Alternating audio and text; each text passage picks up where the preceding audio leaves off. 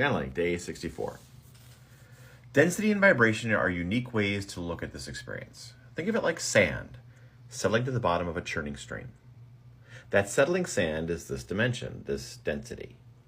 Each individual kernel of sand is its own individual thing, but together they make the floor of the river. Each individual atom, each individual molecule assemble and settle to form the bodies, the plants, the people, and the animals of your density. They've slowed down from the whirlwind or the higher vibration that is above your reality. However, like the river analogy, the river still flows above. The sand is just settled to the bottom. Your heaven, your other dimensions, are not in some other place. They're in the same place, but like the river is above the bed, your dimensions are above your dimension. This means that sometimes when the current is strong, the riverbed gets stirred up and crosses into that dimension. Look at this as how your psychics and mediums connect with the river that is spirit. Like the river is always above the riverbed, swirling, spinning, changing, evolving, moving. Sometimes taking a kernel of sand with it, while the majority remains. Life is grander and bigger than you thought. Sometimes moving the kernels of sand on the riverbed is like changing dimensions, changing worlds, if you will.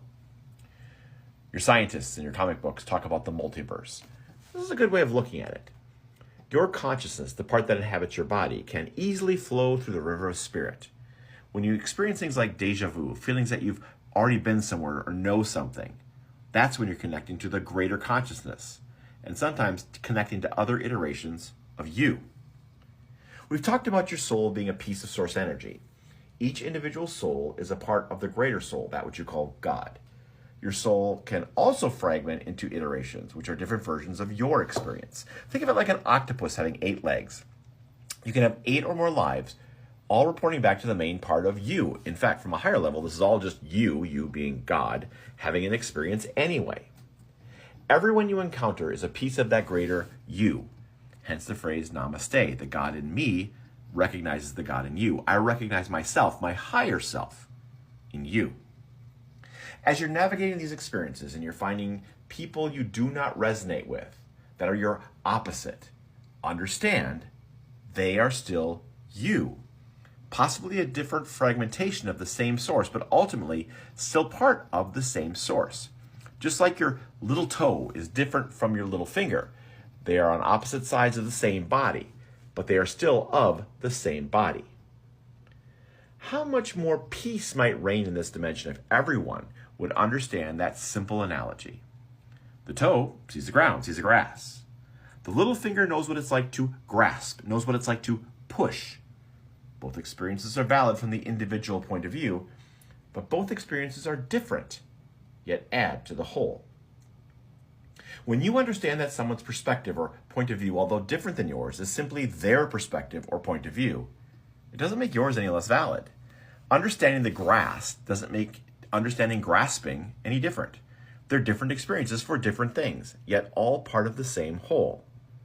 All are adding to the distinctiveness and the experiences of the whole. You want to end war? You want to end conflict? Understand that it is all you. Stop fighting with yourself. Is the toe any less valid than the little finger? Not at all, for all are needed in their own way to perform their own functions for the greater good of the body. The same is true with everything in your reality. All are serving the whole. Understand the little toe would do no good on the hand, and the little finger would do no good on the foot.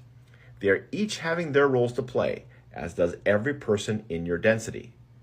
Allow them to perform their functions as they seem fit. Do not judge their functions or how they perform it. That is none of your business. Leave that to the greater body, the greater consciousness. Leave that to God. We are complete.